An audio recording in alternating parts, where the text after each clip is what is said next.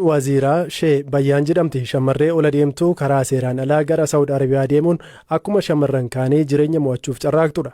Karaa miilaa du'aa fi jireenya gidduu gammoojjii fi galaana qaxxaamurtee erga achi geessee rakkoon ishee eegde. Mana jalqaba hojjettu ta'uu fi dinnaan dallaalaan bakka biraan siif barbaada jedhee dargaggeessa dirqamaan ishee gudeede tokko harka galche. Waziiraan garuu dirqamaan gudeeduu itti hammaate jennaan jalaa ba'uuf osoo fiigduu fooqii sadaffaarraa of darbatte. Waan ishee mudatee fi haala amma keessa jirtu obboleettii ishee achuma Saawudii jirtu faaya ishee Bayyaan Biraanuu Gammachuutu dubbise. Obboleettii kee maaltu mudatee gidduu kana yoomidha wanti kun? Baasii tokkofatee gara baasii lamaaf deemu. Maaltu mudate? Dallaalli dalagaa tureessina jaayanii mana baasanii shabaaba arabaatti gurguratanii shabaabni itti qabachuuf hojii deemuu natti qabattan jettee diddee osoo baqattu isaanillee hin dhibnu ga'anii haala saniin fooqii irraa darbamte. Fooqii meeqaffaarraati? Fooqii sadaffaarra. Maadha shabaabni jechuun maal isaan? Shabaabni afaan isaaniitti daldala jechuudha. Mana hojjettuun ala geessanii moo manuma keessa hojjettudha? Mana hojjettoo miti mana hojjettoota hin taane namni dalagaarraa bahee dalagaa gubee jijjiirratu akkanumas deemaa miti. Isin dalagaa jijjiirrachuuf dalagaarraa baatee dalagaa duraan irra jirturraa baatee isaan akkanuma fuudhanii daldala arabaa sanitti geessan. Warri geessan kun eenyu fa'i isaan? Warri geessanii dallaal maasitti gaan namni dallaalaarraan deemaa nama dalagaa nama Oromoo nama dalagaa nama geessu. Isaantu geesse. Warri dallaalaan kun namoota biyya keenyaadha moo lammii machi biyya sanaati? Namoota biyya keenyaati dalagaa nama geessanii yoo dalagaalee namaan taane dhaqanii nama fuudhanii garuu inni gisee isin iyyoo rakkoo keessa seentee irratti bilbilattee rakkoo keessa seenee na fuudhitee hinaan jettee irratti dawwalee fuudhisannaan gosa dawwaa irraa kaasu gisee irratti dawwalee ani si baasuu hin danda'u mootummaa irratti dawwalee. Yeroo rakkoo kana keessa jirtu sitti bilbilattee turte? Yeroo rakkoo kana keessa seentu irraan darbamuun jiru natti bilbilattee isarratti dawwalee jennaan haala nama kan haati bilbilin irratti dawwalee obboleettiin biyya rakkoo akkanaa keessa jirti dhaqinaa fuudhii lubbuu isin baasiin deemi bilbilin irratti cufatee na biraa deeme. Eenyuun? Dallaalti seetti geessisaa. Dallaalaa sanatti bilbiltee ati?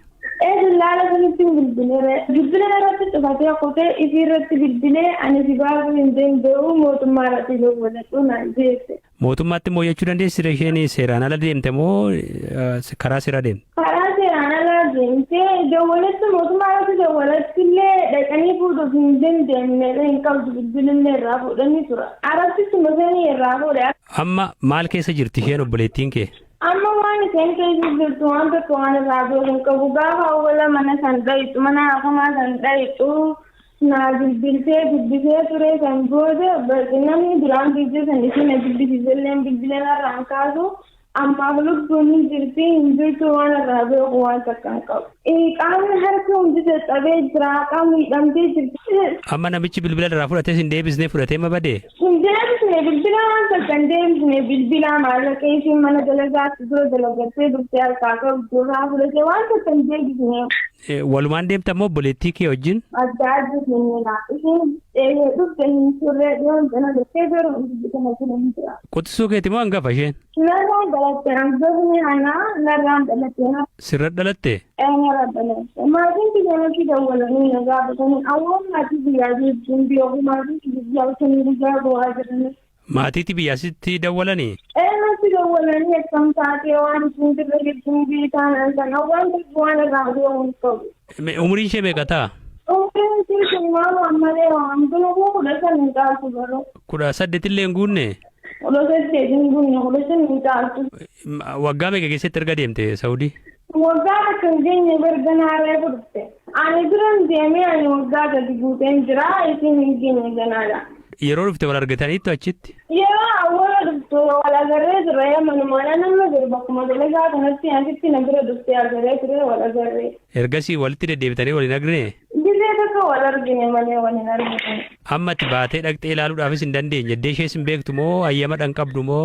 Isaan isheen jirtullee hin beeku hin dhagee malee hin beeku hayyamallee hin qabu karaa seeraan alaatiin hin beekee. Atoo iddee jirtutti akkame dhiibbaan kan ishee wajjin wal fakkaatu si mudatee beekaa shamarran dubartoota akkas mana arabaa hojjetan waan kana fakkaatu mudata? Waan kana fakkaatu yoo rabbiin qabaansi Gurguruu mudataa amma kaifirra mudatee fi rakkoon mana alaatti nama mudataa angaruu na mudateen beeku rakkoon akkanaa. Eenyu akkasii birmatu kan maal akkasiif ta'u barbaadda? Uummanni Oromoo ani nama yoo danda'an nama dhaqee illee akka naalaa guutumaa guututti akka ittiin haala ittiin keessa jirtu naa barbaadanii gargaaranii gurbaa keessana naaf golee kan naa qabanii. Miidhaa jirtu irra ga'e obboleettii kiyya waan ta'eef maatiin kiyya halkanii guyyaa maraachaa jirti akkasumallee yaadee bitiin maraachaa jira biyya maraatti dhiphachaa jira naa gargaarni tajaajila naa ta'anii dhiiga obboleettii kiyyaa naa barbaadanii